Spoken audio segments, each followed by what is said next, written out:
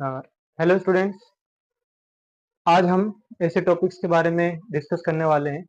अगर ये टॉपिक आपको नहीं आता, ये कंसेप्ट आपको नहीं आता है, तो आपको टेंथ का मैथमेटिक्स समझ में नहीं आएगा। अगर आपको टेंथ का मैथमेटिक्स समझना है तो आपको जो है ये जो चीज़ें मैं बता रहा हूँ, एटलीस्ट जो है इसमें मैं बहुत सी चीज़ें इंक्लूड करूंगा जो चीज़ें आपको क्या होना चाहिए, आना चाहिए। अगर ये आपको आ गया तो आपको टेंथ का मैथमेटिक्स ईजी लगेगा, नहीं तो आपको जो है मैथमेटिक्स कुछ भी समझ में नहीं आएगा टेंथ का। ठीक है, तो अगर आप लोगों ने जो है, आप सभी ने अगर ये अभी तक नहीं पढ़ा हो, इस पर ध्यान नहीं दिया हो, तो अभी भी आपके पास वक्त है, टाइम है। आप जो है क्या करें, इन सब कंसेप्ट को आप पढ़ें अच्छे से, क्लियर तरीके से। ठीक है, तो फिर से मैं आपको बोल रहा हूँ कि देखिए, अगर ये चीजें आपको नहीं आती है तो टेंथ आपको बिल्कुल भी समझ में आने वाला नहीं है। ये है कि आप रट करके पास हो जाएंगे, कुछ इंपोर्टेंट क्वेश्चन लगा के पास हो जाएंगे, लेकिन अगर आप अच्छा नंबर गेन करना चाहते हैं तो आपको जो है ये सब चीजें पता होना चाहिए। ठीक है, तो पहली चीज तो जो है आपको टेंथ के लिए जो खास चीज है हमारा, जैसे फर्स्ट चैप्टर आप पढ़ेंगे रियल नंबर। तो रियल नंबर में आपको जो है रियल नंबर पढ़ने के लिए जो बेसिक सी चीजें हैं, बेसिक से नंबर है, शुरुआत से जो नंबर है, जैसे मैंने आपको पिछले वीडियो में कुछ शायद रियल नंबर, नेचुरल नंबर के बारे में और भी बहुत सारे नंबरों के बारे में क्या करा था, बताया था। तो देखें यहाँ पर आपको जो है टेंथ के लिए पहला तो जो है नंबर सिस्टम पता होना चाहिए। नंबर सिस्टम, नंबर सिस्टम आपको पता होना चाहिए। और नंबर सिस्टम में भी क्या क्या, जैसे यहाँ पर आपको जो है सबसे ज्यादा क्या काम आएगा, प्राइम नंबर, प्राइम नंबर। और दूसरा जो है कॉम्पोजिट नंबर। ये नंबर्स क्या होते हैं, ये आपको देखने को मिलेगा।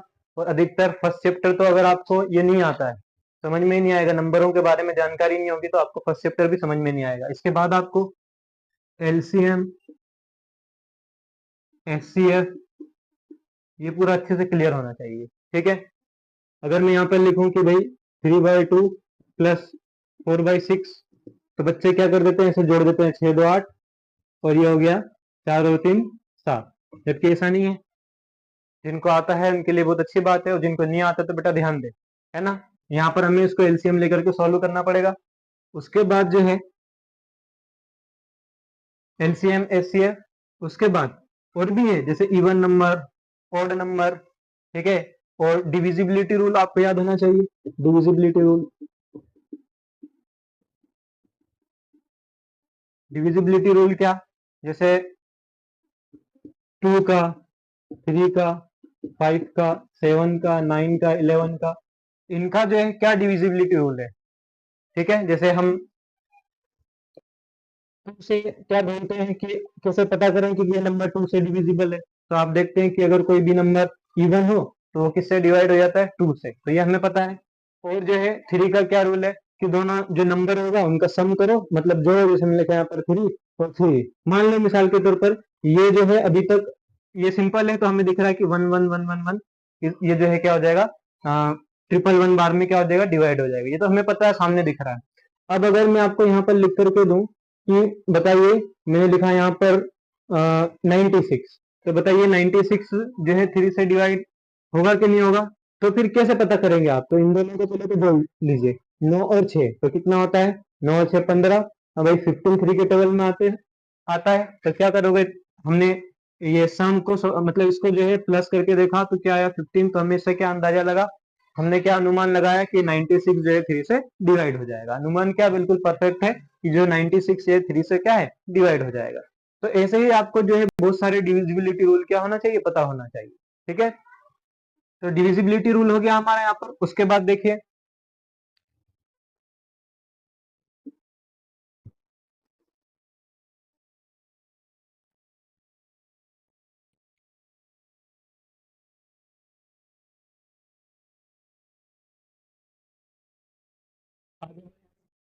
तो आपको जो है अल्जेब्रिक आइडेंटिटीज, ये आपको पता होना चाहिए कि अल्जेब्रिक आइडेंटिटीज 6th क्लास से 7th क्लास से आप जो है अलजेब्रा पढ़ते हुए आ रहे हैं, लेकिन हम क्या करते हैं, ध्यान नहीं देते हैं। और जिन जिन ने ध्यान दिया होगा उनको बहुत अच्छे से समझ में आ जाएगा, क्लियर हो जाएगा। बाकी जिन्हें ध्यान नहीं दिया होगा तो उसको अलजेब्रा बिल्कुल समझ में नहीं आएगा। इसी में देख लीजिए आप, इससे रिलेटेड बहुत सारे चैप्टर्स हैं आपके 10th में। देखेंगे आप क्वाड्रेटिक इक्वेशन, पॉलिनोमियल हो गया, अरिथमेटिक प्रोग्रेशन में भी काम आएगा ये, ठीक है, क्वाड्रेटिक इक्वेशन में भी काम आएगा, और उसमें linear equation in two variable उसमें भी काम आएगा ये। तो आपको ये जो है अलजेब्रिक आइडेंटिटी से याद होना चाहिए।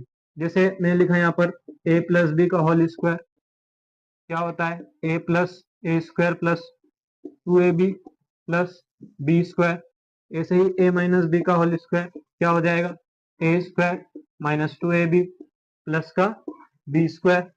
ऐसे ही यहाँ पर मैं लिख रहा हूँ a square minus b square, तो ये क्या होगा, a प्लस बी और a माइनस बी, ठीक है। अलजेब्रिक आइडेंटिटीज और भी, a माइनस बी का होल क्यूब क्या होता है, ये सब भी आपको क्या है, याद होना चाहिए। उसके बाद जो है देखिए कि भाई हम अल्जेब्रिक एडिशन, मतलब जितने भी इससे रिलेटेड टर्म्स हैं वो सब आपको पता होना चाहिए। आपको ये पता होना चाहिए कि वेरिएबल क्या होता है, टर्म क्या होता है, ठीक है, और कांस्टेंट नंबर क्या होते हैं, ये सब जो है आपको पता होना चाहिए। मैं अगर लिख करके दूं यहाँ पर कि बताइए 3x² प्लस 6y²x, तो बताइए इसका आंसर क्या होगा। तो बच्चे क्या करेंगे, इनको जोड़ देंगे, जबकि जुड़ेगा नहीं है। क्यों नहीं जुड़ेगा, क्यों नहीं जुड़ेगा, ये आपको पता करना है अच्छे से। पता करने के लिए आपको क्या करना पड़ेगा, कंसेप्ट को पढ़ना पड़ेगा। तो ये 3x² plus 3x² plus 6y²x, इसको जब हम जोड़ेंगे तो ये जुड़ेगा ही नहीं। क्यों नहीं जुड़ेगा, देखिए यहाँ पर x की हाईएस्ट पावर 2 है, यहाँ पर x की हाईएस्ट पावर 1 है, और दोनों ही आपस में किसमें है, मल्टीप्लीकेशन में तीनों, तो ये जुड़ ही नहीं सकते। तो ये जो क्वेश्चन है ये आपका आंसर है। मैं आपको 9th 10th के लेवल की बात कर रहा हूँ, ठीक है। अब मुझे आप कमेंट में आंसर बताइए इसका, कि मैंने लिख करके दिया यहाँ पर 4x² y प्लस 6y(x²), तो इसका क्या आंसर होगा। जो ये बताएंगे मुझे तो मैं समझूंगा कि थोड़ा बहुत क्या है उनको आता है, या फिर उन्होंने अलजेब्रा अच्छे से समझ रखा होगा, ठीक है। तो एडिशन, सब्ट्रैक्शन, इनसे जितने भी रिलेटेड चीजें हैं ये क्या होना चाहिए, आपको आना चाहिए।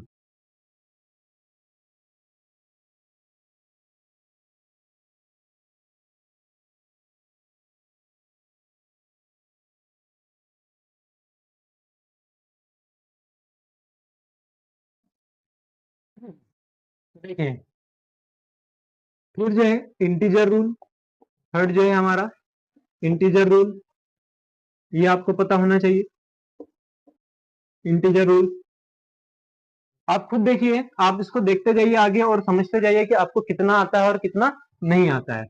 क्या इंटीजर रूल में क्या, कि देखिए आप जब प्लस का मल्टीप्लीकेशन प्लस से करेंगे तो किस में आंसर आएगा, पॉजिटिव आंसर आएगा।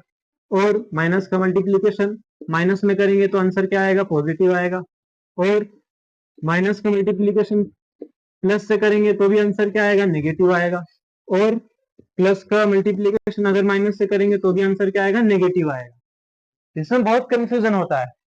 अब वैसे ही देखिए यहाँ पर आपने लिखा है यहाँ पर प्लस और प्लस, तो प्लस प्लस क्या होता है, जब हम लिखते हैं तो ये क्या होता है प्लस, लेकिन हम उसमें एडिशन और सब्ट्रैक्शन में देखते हैं कि मैंने लिखा है यहाँ पर -2 और यहाँ पर -2, तो इसका आंसर क्या आएगा, -4। इसके पीछे काम में जो है ना ये वाई, मैं आपको वाई भी किसी दिन जो है बना करके पहुंचाऊंगा, ठीक है, कि क्यों होता है ऐसा। -2 क्या होता है, -4, लेकिन -2 अगर मल्टीप्लीकेशन करें -2 का -2 से, तो इसका आंसर क्या आएगा, +4, ठीक है। तो इसमें बच्चे क्या होते हैं, कंफ्यूज होते हैं, अरे यार ऐसा क्यों हुआ। तो ये भी चीजें क्या करना, आपको अच्छे से पढ़ना है। साइन रूल, जो साइन, अब उसमें भी देखिए आप आगे, इसमें सारे जितने भी है डिविजिबिलिटी में, ठीक है, मल्टीप्लीकेशन, एडिशन, सब्ट्रैक्शन, सब में क्या है आपको आना चाहिए, ठीक है, साइन रूल। उसके बाद जो है आपको इंटीजर के बारे में अच्छे से पता होना चाहिए, है ना, ये सब उसी में आता है जो मैंने आपको नंबर सिस्टम लिख करके दिया है।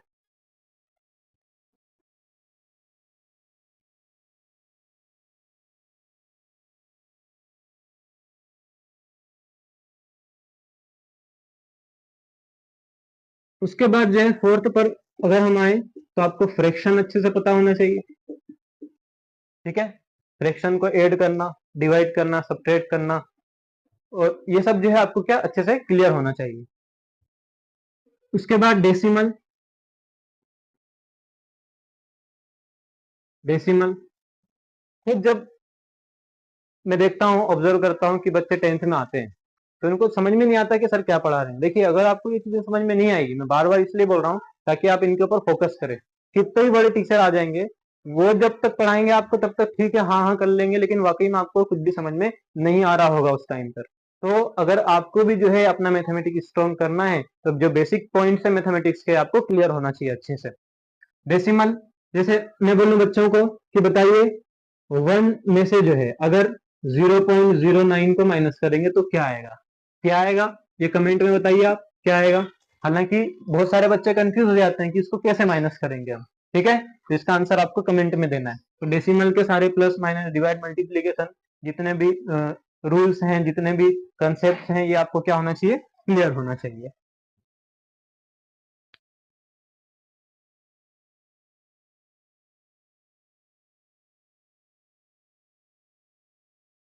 ठीक है, तो आगे जब हम बढ़ेंगे तो देखिए इसमें इंटीजर रूल मैंने आपको बता दिया। उसके बाद जो है, हाँ,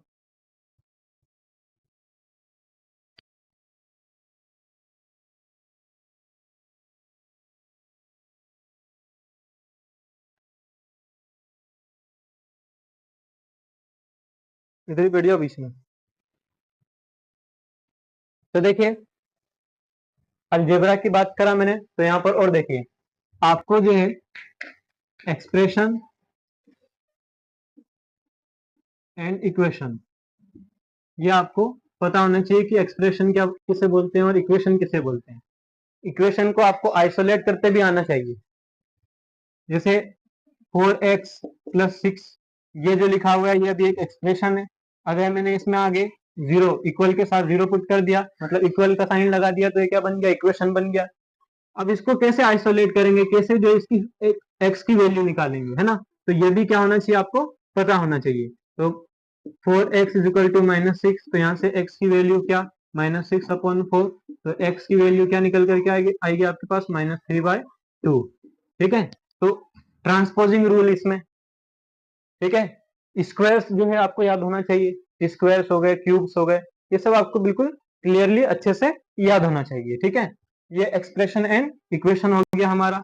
आपको ये भी पता होना चाहिए कि लीनियर इक्वेशन क्या होता है। लीनियर इक्वेशन, डिग्रीज,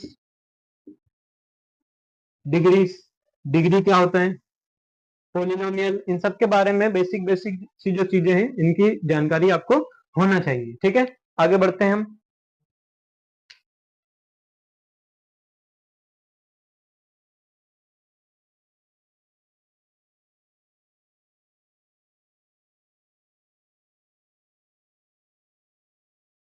फिर जो है ज्योमेट्री के बारे में भी आपको पता होना चाहिए। कुछ ज्योमेट्री है ना, जैसे ट्राइंगल्स, ट्राइंगल्स, ट्राइंगल क्या होता है, कितने टाइप्स के ट्राइंगल होते हैं, types of triangle, types of triangle, ये सब चैप्टर्स है आपके 10th क्लास में। उसके बाद प्रॉपर्टीज, ट्राइंगल के सारी प्रॉपर्टीज। हाँ, इससे याद आया मुझे, ध्यान दीजिए कि आपको जो है पाइथागोरस थ्योरम, ये आपको अच्छे से क्लियर होना चाहिए, पाइथागोरस थ्योरम। इसके बगैर तो ट्रिग्नोमेट्री अधूरी है आपकी। जब ट्रिग्नोमेट्री पढ़ेंगे 10th क्लास में, अगर ये आपको समझ में नहीं आएगा, तो अगर नहीं आता है आपको तो बिल्कुल जो है अच्छे क्लियर तरीके से इसको सीख लीजिए आप। नहीं तो इसके बगैर जो है आपको ट्राइंगल चैप्टर में भी काम आएगा ये, उसके बाद जो है ट्रिग्नोमेट्री भी काम आएगा। अगर वो आपको नहीं आता है, ये नहीं आता है, तो ट्रिग्नोमेट्री आपको बिल्कुल भी समझ में नहीं आएगी। पाइथागोरस थ्योरम ये सब जो है बहुत अच्छे से आपको आना चाहिए। जैसे स्क्वायर, स्क्वायर का एरिया, रेक्टेंगल का एरिया, है ना, स्क्वायर, रेक्टेंगल, सर्कल, सर्कल, ठीक है। इतनी चीजें जो है एटलीस्ट, कम से कम इतनी चीजें तो आपको अच्छे से क्लियर होना चाहिए। ठीक है, और मैं सभी बच्चों से ये बोलना चाहूंगा कि बेटा देखिए, अप्रैल मंथ चालू हो गया है, आप बिल्कुल भी टाइम वेस्ट नहीं करें।